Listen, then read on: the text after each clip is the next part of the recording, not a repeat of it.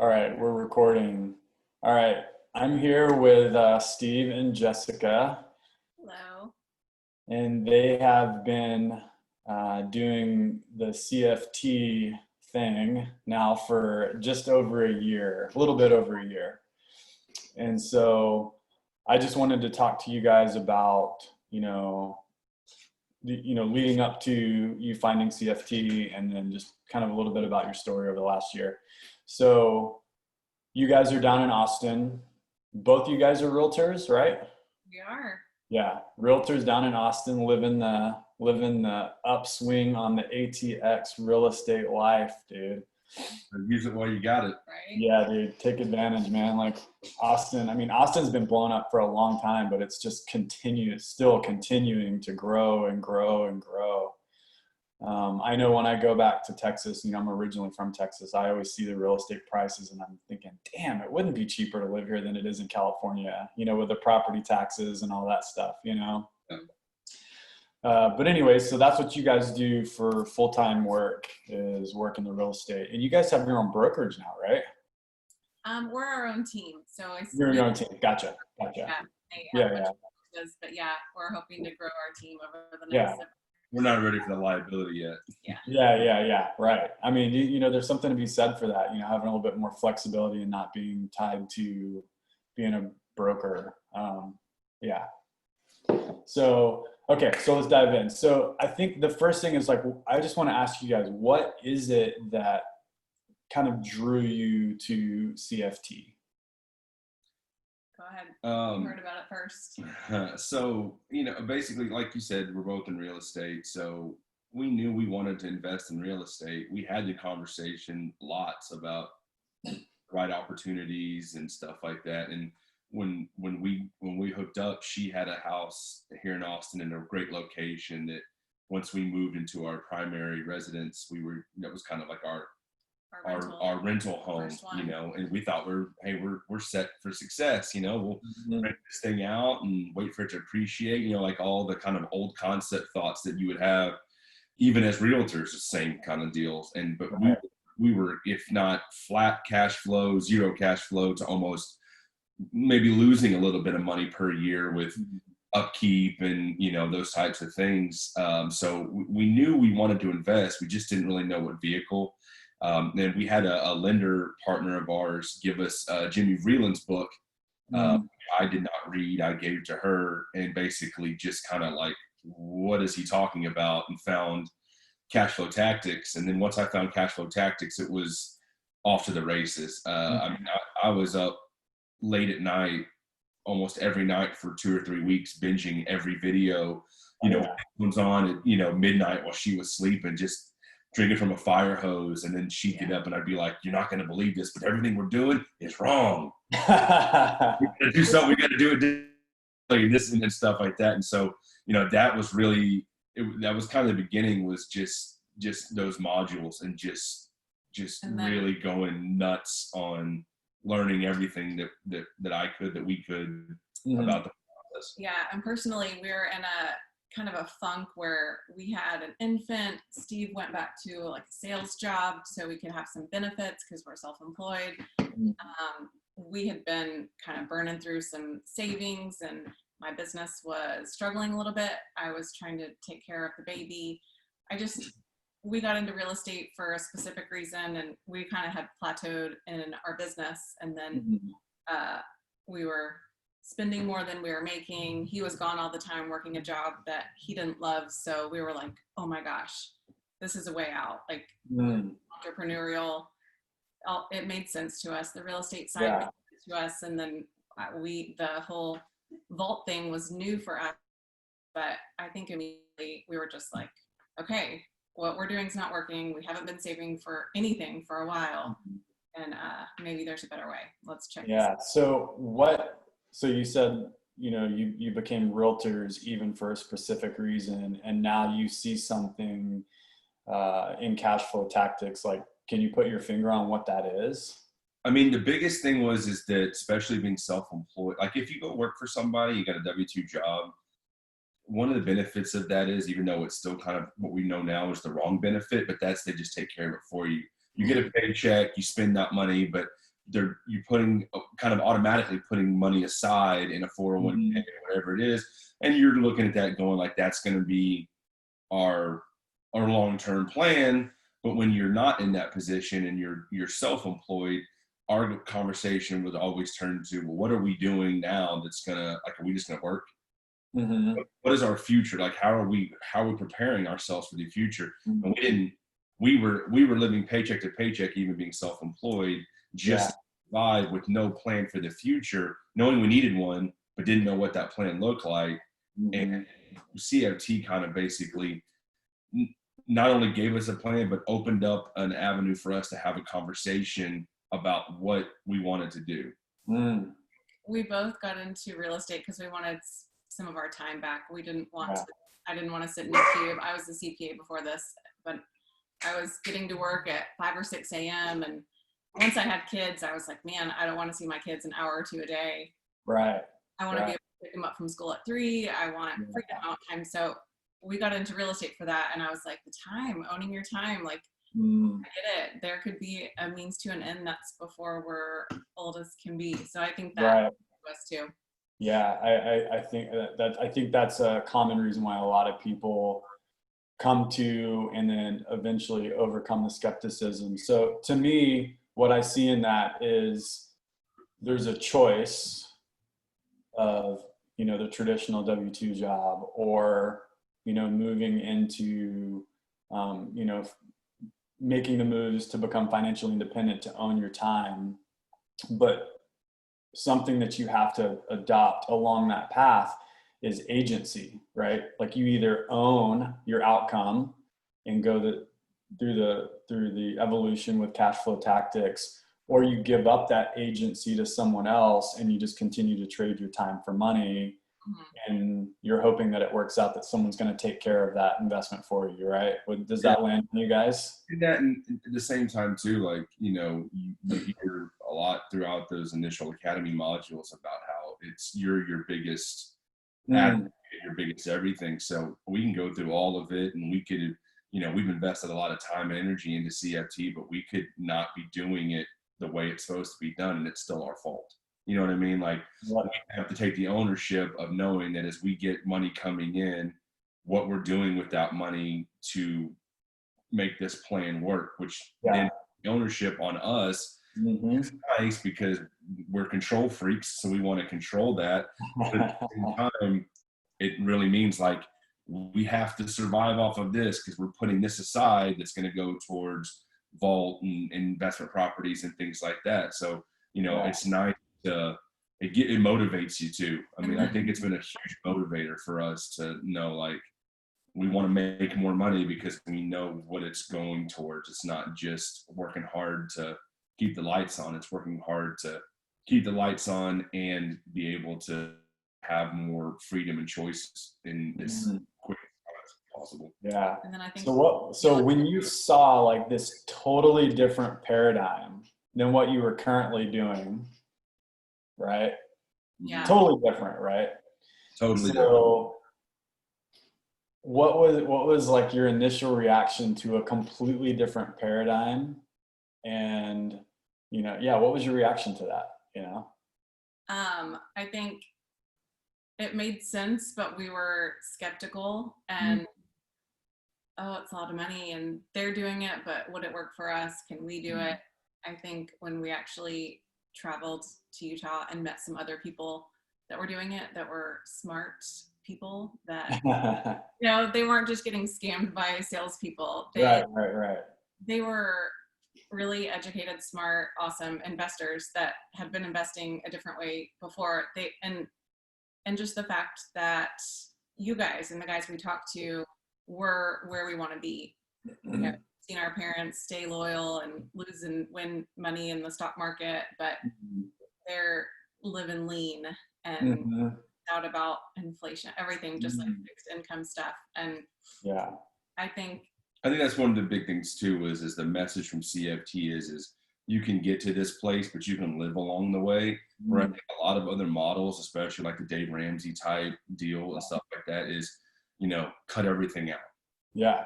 Don't live a life. Don't buy a $2,000 used car and drive it till it breaks, and then go buy another one and keep your bills low. And you don't need all those streaming subscriptions. You can just, like all that stuff. And it's like, yeah, but like I know, I've said this before, and she's heard this a ton of times, but I used to have conversations with my mom for years about like, is this it? Is this what we're here for? We're put on this planet. You go to school, you get out of school, you go to college, if you go to college, but then after that you work for 30, 40 years. Like, what's the point? Like, really? That's what I'm here for, is I don't, that doesn't seem fair or fun to me if that's my sole purpose, Right. Yeah. And I agree. And it's not even just a matter of, it's like, now knowing what you know, like, are you going to stop working when you turn 65? No, Right. you'll just probably working. You'll work in a different way, right? Than you're working right now. You're never going to like stop, and with the traditional model, like the way that finally sold me is the same thing. I looked at like my parents and where a lot of people were, and it's tough because the game has changed. The financial rules have changed. Like even for our parents' generation, the people who are doing well still didn't live the way I wanted to live. They may be doing well in retirement, but they worked until they were 65, and then they put off all the stuff they wanted to do. And it's like, man, I had the same epiphany. It's like, I don't want to continue to put off my life until I'm 65. It's like, cause I'm going to be 65, Yeah. And like, well, and at the same token too, like my dad passed away last year. He was 75. My mom's 73, 74. She still works, 2 days out of the week to make chunk change just to supplement what she's getting from her retirement, that, because she still gets a pension and stuff like that, which we'll never see. But I just looked at that and it just kind of made me mad that it's like, you work, and then once you get to that point where they're, like the society says like, okay, now you're 65 or whatever, and you can go enjoy life. You only had 10 years. Yeah. You're not climbing mountains and you're not, exactly. Young. Exactly right. And like, who knows? Like, I mean, we may not even live to be 65. There's nothing, tomorrow is not guaranteed, right? Like right now is the only thing that's guaranteed as to what you have, right? So you got to live from that space. Cool.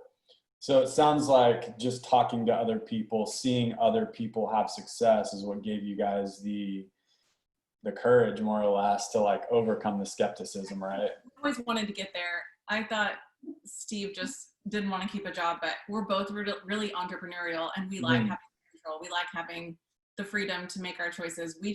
We knew it's what we wanted, but we didn't know how to get there. And we thought we just couldn't afford to buy more houses. And a lot of times you do programs and stuff like that, and whoever's the one that's hawking the program at you won't even really it's not like, even financial advisors, like they'll tell you put it here, put it there, but then you find out they're not even doing that. That's just where they're getting all this money and getting paid. But with this, you could tell that Ryan and Jimmy and Brad were doing exactly what they said. And then when you start talking to guys like you and the other ones that have been in the program for a little while and could say, no, look, they're not just talking the talk, they're walking the walk. And I'm also proof of that, because I'm doing it, I've done it, and I've done it in a short amount of time, gave us the kind of the trust to be able to be like, okay, it's not just the guys that are selling the program, or it's not just a couple of people. It's not the top of the people of that stupid MLM network that a downline of 100 people. Like, no, it's everybody. Everybody can do it. Everybody can be on the same playing field as long as you follow the steps. And everybody's at a different level. Like, some people don't need to make as much as other people, but just talking to other people, realizing like, no, look, what they're saying is true. We put this into place, gave us the freedom to be able to kind of be more trusting and just go, all right. We talk about this all the time, but we look at it like a personal trainer. She loves to work out. She goes to CrossFit. CrossFit says, these are the 5 workouts you're going to do today. Well, if you went in there and she was like, okay, whatever. And she was like, I'm going to do that one and that one, but I don't like those 3. And then I'm just going to go sit in the corner and have a beer. Like, then you're not going to get the results. So it really helped us open up to go, okay, you tell us what to do. We're going to do that exact thing. Do exactly what you say. And as long as you're telling us that we'll get the results that you're promising by doing that, then we have absolutely zero problem just following and saying, okay, tell us what to do next. Tell us what to do next. Tell us what to do next. And then and at some point but like, I don't feel like they teach a step by step. Like, has anyone from CFT held your hand through the entire process? Like they've educated you, given you a framework and the principles to follow, and Right. the ownership is on you to do Yeah, it. and to ask questions too. Yeah, totally. And you have the ability to ask questions inside the mastermind and talk to all the other people that are doing it, right? Like Guys like you. yeah, that's where all the value comes in, right? And then so what have you guys done inside the real estate investing space over the last year? We were able to use some assets. We have purchased 5 investment properties in the Nice. area so far.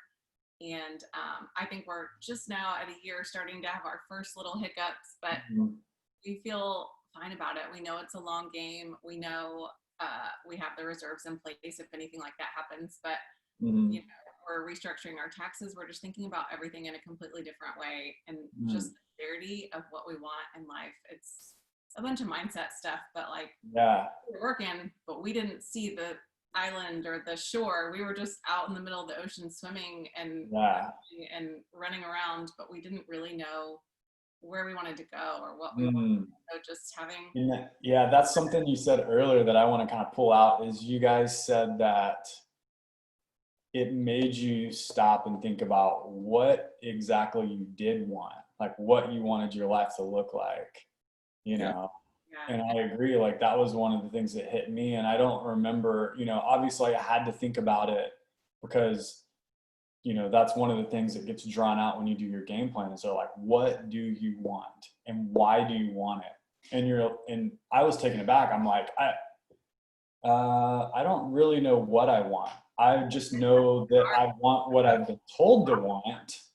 Right. I've never really stopped to think about it. And then for me, once I started down the path and all of a sudden I started seeing some success, I thought, shit, now I have to, now I'm very curious about what I want because this will be a reality at some point. Right. So. And just getting clear on that and with our investments, but with our family and with our real estate business, like we were still trading our time for money. And we're running around on the weekends. What do we love in our business? What do we not love? How can we turn this into self-employment, but trading our time for money to like owning a business with assets, with systems, with just growing that in the way that gets us closer to what we want and being able to scale it's also just shifted the way we think about everything, you know?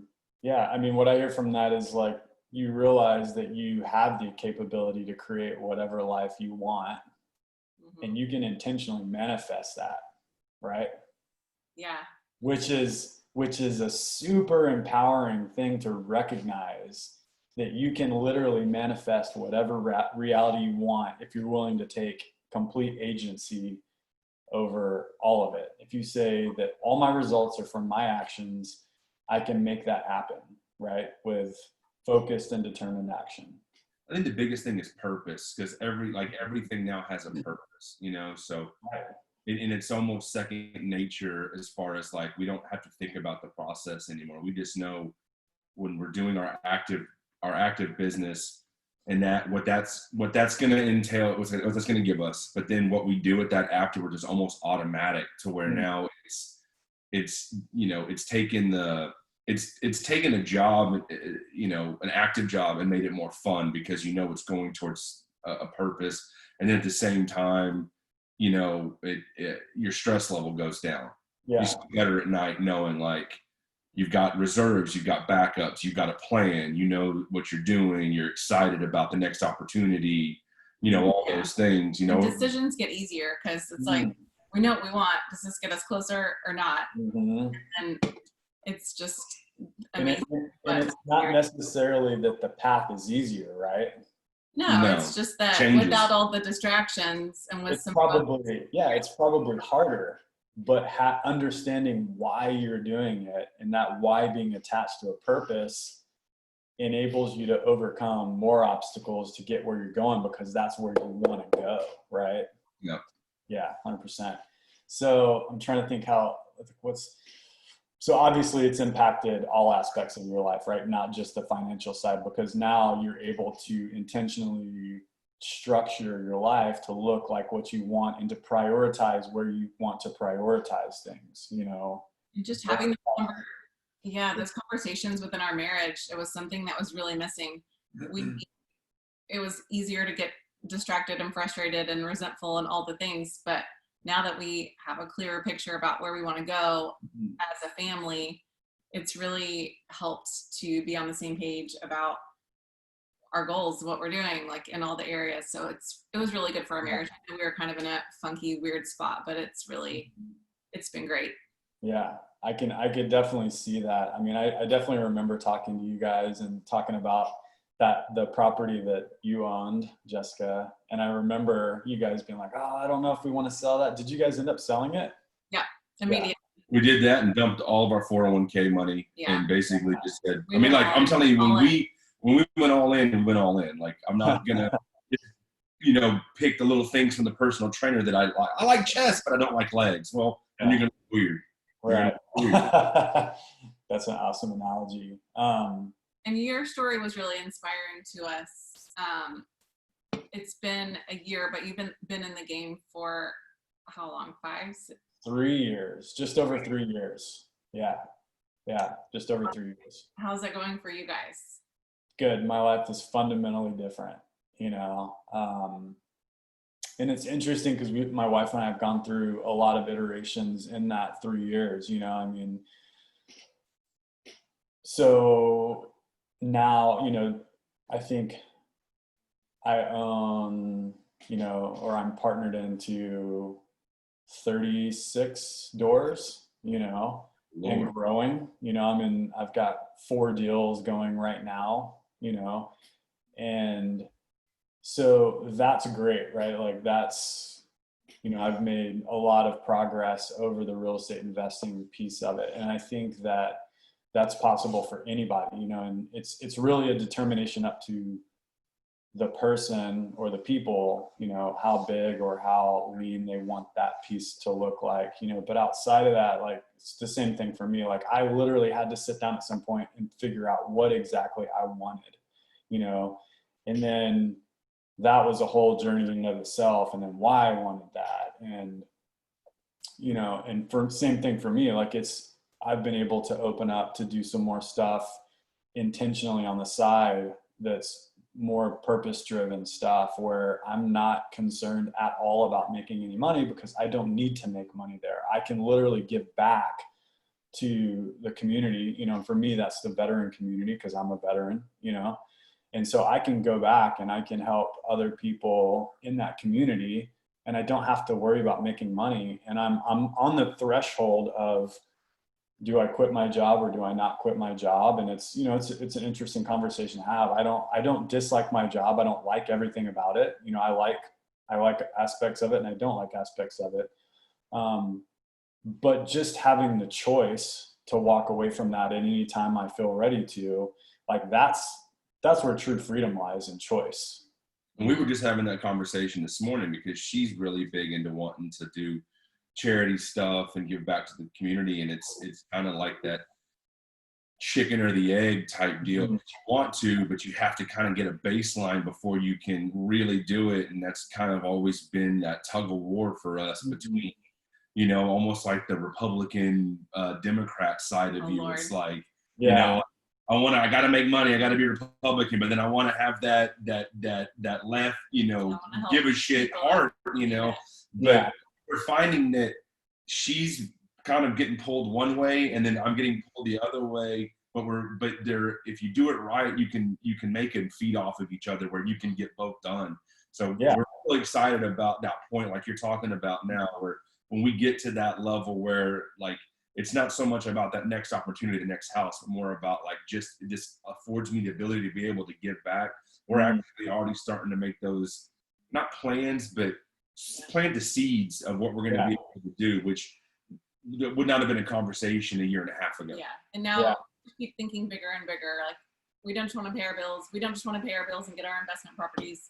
We want to help other people do the same, help them get where we are. And we want to give as much as we've received, and I want to be able to give back in completely different ways. So. Totally, yeah. And I think that's one of the big paradigms that I've overcome along this path, is that I used to think that everything was either or, And I realized that life isn't an either or proposition. It's an and proposition. Like you can literally have it all, you know, and finances is just a tool to help you realize that, right? Like, and you guys see that, like once you learn to leverage, you know, systems, you know, it's like CFT says, you know, it's like mindset, skill sets, and network. Once you continue to build those up, you can do everything you want to do because you learn leverage, and, you know, and you're just building your mindset, and you just get to a point where you realize, you know, we talked about this, and it just, the path goes wider and wider as you can literally create whatever you want. Like, what do you want to create? Like, okay, good, go create that. You know, and that's the mental switch that I think flips for most people through this process, is you finally come to the conclusion that your life is your responsibility and you can make it look whatever you want to, because now you have all the tools to make that happen. And finance, you know, personal finance, you know, money is just a tool to enable you to build or create whatever you want to create. Yeah. And I think realizing that now a year later is easier by having conversations with people that aren't part of the community, aren't part of the program. And the salesman in me always naturally wants to like tell them what we're doing and like, you know, give them this big, like, you got to get involved, you got to do this. And it's not that it's a pushback, it's just not an understanding. And when I look at them and see them not understand where I'm coming from, it clicks for me going, okay, so I've changed. I'm not the same person I was a year and a half ago. Because the conversation I'm having with somebody else, if that was me last year, I'd have been going like, I don't know what you're talking about. And I'm out. Like now I'm just like, no, you got to understand there's a way to do this. We can, you know, like I can help. And then like I'm saying things now that I just like. Yeah. And just seeing the people with the stress and panic by all these outside factors with all the stuff going on right now, makes me so grateful that we have that sense of agency and control. And right, that stuff sucks and it's real and it's happening, but we're in control of our empire, of our family, of our happiness, of our joy, of our peace. Like we got this, and we're not going to let outside stuff really just throw us off the path. Yeah, that's great. Like realizing that you, like, happiness is from inside and not external is like the biggest piece, man. Like that's it. Just like having that peace and tranquility until like, and we'll wrap it up on this because I don't want to go too much longer, but Steve, like when you're talking about talking to people, you know, there's a saying that says, if you talk to someone from your mind, then you're going to speak to their mind. If you speak from your heart, you'll speak to their heart. Yeah. If you speak through your life, you can change their life. Right. So I would just say, like, dude, you guys are living it, man. Like keep living it. And I know that as your life has changed, and it will continue to happen, as people start seeing you live differently and be differently, that's when their curiosity, they're going to go, wait a minute, what is it that you're doing again? Why are you so happy all the time? Like if you're annoyingly happy all the time, like what are you doing? You know, you're going somewhere all the time. Yeah. So dude, just keep doing what you're doing, live it, you know, and that's what's going to give people the courage to ask and to be able to finally receive, you know, the wisdom that you can pass on to them. Well, that's kind of like the funny thing about it is at first I was learning it. It's like, I got to tell everybody. Totally. Yeah. See what I found. Like I found this. And now I'm just like, okay, look, I'm not going to hit you over the head with it. You're just going to have to kind of watch and see, and then you'll call, and then you'll be happy. And, totally. Yeah. Take its natural course, because before it was just like, you gotta get this. I know, and everybody looks at you like you're crazy. You're like, what's wrong with that dude? What did he get hit in the head? You inspired us. We're trying to inspire others. You know, it's awesome, great. I appreciate that. Yeah, I mean, you guys inspire me too. Like, that's the best part about the community, is because we're all inspiring each other. I mean, it's like when we see other people doing the same thing, all of a sudden it makes me realize, like, okay, I can take a deep breath. The shit is hard. It's challenging, but there's a bunch of other people in the community doing it. We're all doing it together. And ultimately, the way we live in our communities is going to inspire other people to do the same. Right. And that's like what we want at the end of the day, to have more people living a purposeful, intentional life, right? Like that's the goal of CFT, right? Like if you broke it down, you know, you can say the taglines, financial independence, or 10 years or less.